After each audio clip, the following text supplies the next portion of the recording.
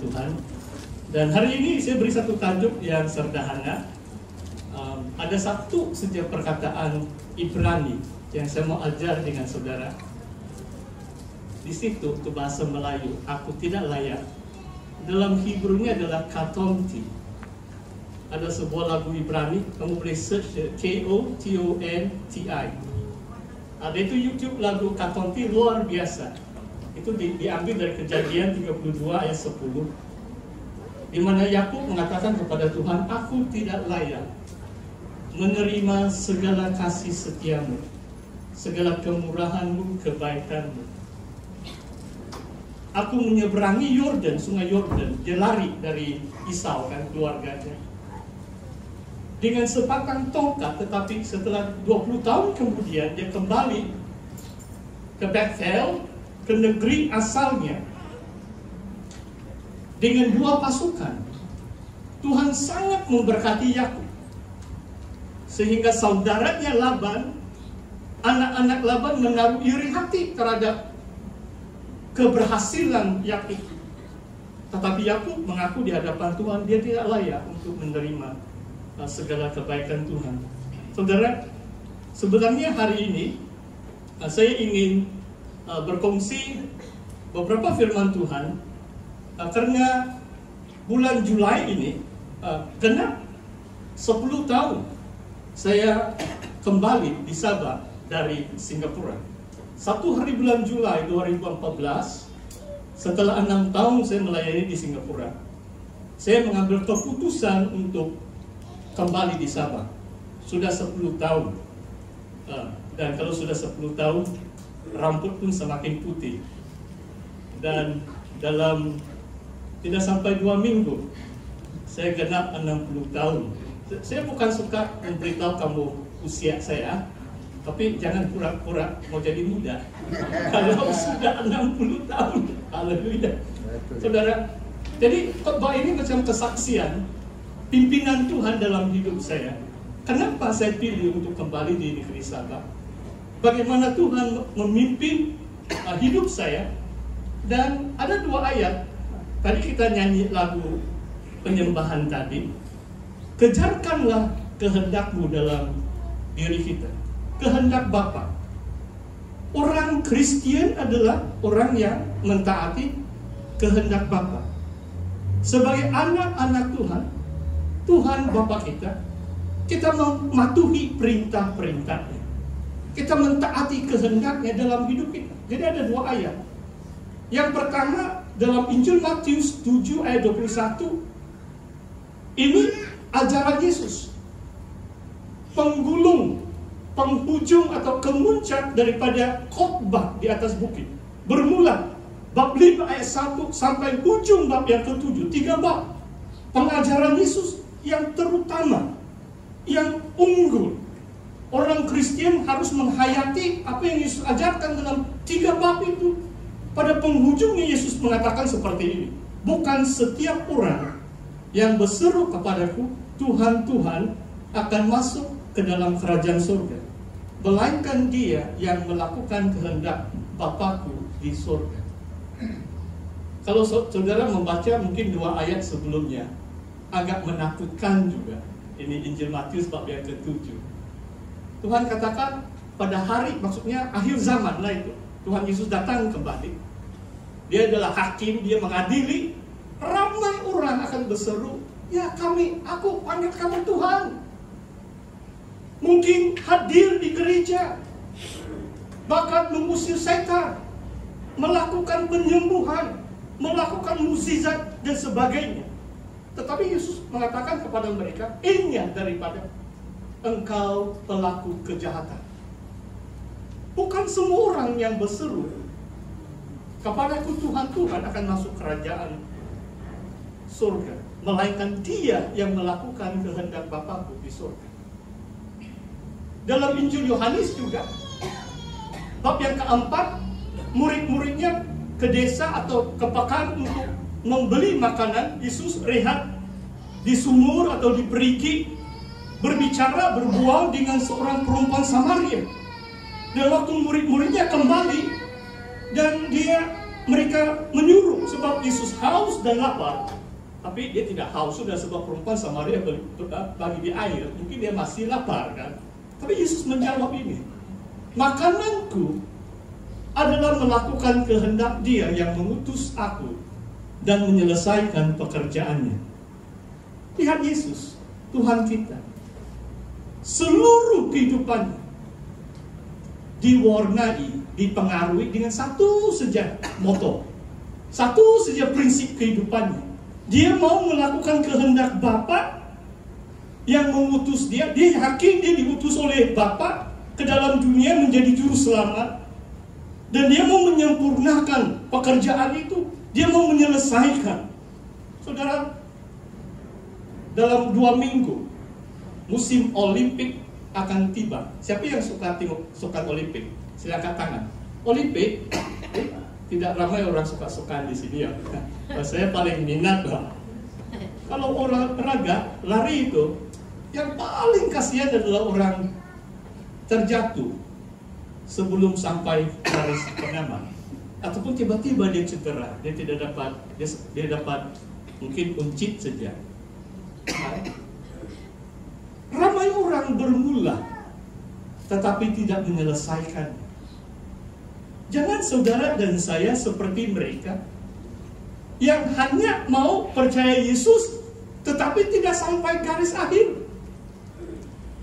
Saya sudah 30 tahun melayani Tuhan, tapi saya rasa masih lagi saya muda dalam pelayanan. Garis akhir itu macam masih jauh begitu. Saya perlu disiplin. Ada orang selalu lah terjumpa, bagaimana pastor jaga ini keadaan badan kamu? Mereka nampak saya macam kurus-kurus kan. Saya bilang susah juga saya mau tahan perut ini. Beberapa hari yang lalu saya tengok YouTube, jarang-jarang juga saya tengok YouTube bahasa Indonesia sebab semakin sukar untuk dipahami ini bahasa Indonesia. Tapi saya tengok temu bual saudara Ahok. Kamu tahu Ahok? Di bekas governor di Jakarta kan? Dan orang itu yang temu bual dia memuji dia macam dia sudah kurus sedikit. Jawaban dia adalah terapi penguasaan diri. Wah, saya suka kalimat itu. Saya 60 tahun. Saya harap saya masih berusaha menjaga kesehatan dan mengamalkan terapi penguasaan diri. Maksudnya jangan makan banyak-banyak lah itu. Dan juga makan dengan teratur. Waktu yang teratur. Saya banyak kali makan, tapi dengan teratur. Jam 6 saya makan sarapan sudah. 9:30 saya lapar sudah. 12:30 hari saya makan lagi tengah hari. Jam 4 minum lagi petang. Jam 7 makan malam. Syukurlah saya jarang makan tersapa. Sebab kurang sehat kalau mau makan baru mau pergi tidur. Haleluya. Saudara, makananku adalah melakukan kehendak Dia yang mengutus aku dan menyelesaikan pekerjaannya. Saudara, kebanyakan kita di sini bukan pastor. Mungkin di kalangan di gereja ini, macam saya satu orang hari ini, tidak tahulah ada pastor yang bersembunyi di belakang, ya, kan? Tapi saudara sama saja. Firman Tuhan tidak mengatakan pastor saja yang mau cari kehendak Tuhan dan melakukan kehendak Tuhan, tidak. Khotbah di atas bukit adalah untuk semua murid-muridmu, semua orang yang percaya Yesus harus mentaati kehendak Bapa di surga. Saudara, saya mau beritahu sesuatu. Selagi saudara tidak berada di tengah-tengah kehendak Bapa, hidup saudara tidak akan rasa puas. Saudara akan mencari-cari sesuatu. Sebab Tuhan mencipta kita untuk masuk dalam rencananya, untuk menggenapi maklamat ilahi itu, the divine purpose in your life.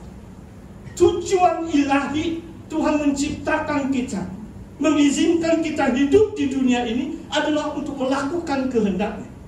Itulah sebabnya saya boleh bersaksi 30 tahun dalam pelayanan saya mencari kehendak Bapa. Mungkin saudara tidak begitu paham. Kadang-kadang ada orang tiada pilihan di Sabat saja. Tapi pengkhotbah hari ini, maksudnya saya, Tuhan beri saya banyak pilihan. Mungkin karena pendidikan atau kelayakan. Mana-mana saya pergi, saya dapat hak penetap. Di New Zealand pun pernah saya ada hak penetap PR. Sampai di Singapura pun saya dapat hak penetap. Malah waktu saya dapat hak penetap, saudara marah saya, wah mereka lebih menghormati saya. Kata mereka, Tony laku, dia bilang. Sebab mungkin mereka pun tidak akan dapat hak penetap di Singapura. Ramai orang yang jauh lebih kaya, banyak kelayakan, bukan senang mendapat hak penetap di Singapura. Tapi saya mencari kehendak Tuhan. Itulah apa yang saya mau kongsikan dengan kita hari ini. Saudara, ini yang terkini. Nanti saya cerita kenapa saya kembali dari Singapura genap 10 tahun. Ini adalah bukti kasih setia Tuhan dalam hidup saya. Kalau 10 tahun yang lalu belum terbuktikan, baru sampai di Sabah kan, Tuhan bagi saya 3 firman untuk saya kembali di Sabah 10 tahun yang lalu. Tapi baru-baru ini saya berhenti dari STS. Saya melayani di Sabah Theological Seminary. Saudara tahu di mana? Ada sekolah di jalan pinggir, di depan istana saja. Setiap kali saya pergi di bandara, saya akan doa itu TYT, sebab istana dia kan. Tapi saya tidak boleh masuk. Nanti kena halau tu polis kan. Tidak pernah juga saya naik tu bukit. Itu orang besar-besar saja. Tapi kami punya sekolah di depan jalan pinggir. Ya. Tidak sampai 5 bulan, waktu saya masuk, baru masuk tahun lalu, bulan Oktober saya sudah letak jawatan. Coba kamu lihat, ini minta maaf, mata kamu harus terang. Dalam bahasa English, prepare your work for your departure. Saya sudah terjemahkan di situ. Sediakan kerjamu untuk keberangkatanmu. Coba kamu lihat tarik.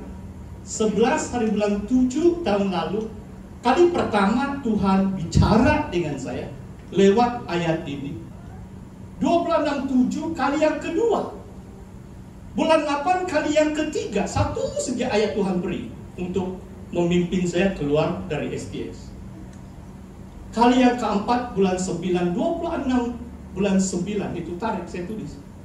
Kebanyakan Alkitab saya conteng-conteng. Kalau saya rasa Tuhan berbicara dengan saya, apalagi kitab Mazmur, 10 Alkitab saya pun conteng-conteng itu. So, banyak itu tarik saya simpan. Saya rasa itu firman Tuhan menjadi berkat bagi saya tulis itu tarik. Okay. 29 September kali yang keempat. Adakah saya masih lagi mau menolak suara Tuhan melalui firman-Nya? Tidak. Saya berdoa lagi, genap 1 bulan 26/10. Saya menyerahkan surat perletakan jawatan saya. Dan saya tulis sana 30 Jun 24, baru 2 minggu yang lalu. Penat saya angkat barang. 2 minggu saya pindah rumah. Sebab mereka bagi saya satu apartemen di STS. Banyak barang pula saya angkat pergi sana. Termasuk tuh mesin basuh. Syukur juga ada kawan saya yang saya tidak minta dia tolong saya pun. Dia bilang, pastor, kamu perlu tolong. Saya bilang, siapa yang di atas 60 tahun saya tidak akan minta tolong. Sebab kamu macam saya sudah, saya bilang. Tapi dia pandai. Bila dia datang melawat, ini kawan yang dari tahun 88. Di antara keluarga yang saya layani dalam kelompok sel. Saya belum jadi pastor waktu itu. Saya jemaat biasa saja di SIB Likas, bagian bahasa Malaysia. Tapi dia bawa anak dia yang kuat-kuat. Tidak angkat dia lah. Sama dia, sama saya lah. Kami 3 orang angkat ke mesin basuh. Naik dia punya D-Max. Dan 2 minggu. Syukur juga awal bulan Julai ini, badan saya tidak sakit sudah. Sebab sakit-sakit juga tahu. 300 buku juga saya angkat tahu. Dari SDS balik di rumah. Haleluya. Itu satu ayat saja Tuhan bagi. Sediakan kerjamu for your departure. Baru 1 bulan saya di situ, Tuhan sudah suruh saya sediakan. Saya mau kau jalan sudah. Dan saya patuh. dengan pimpinan Tuhan dalam hidup saya. Saya kongsikan ini untuk saya.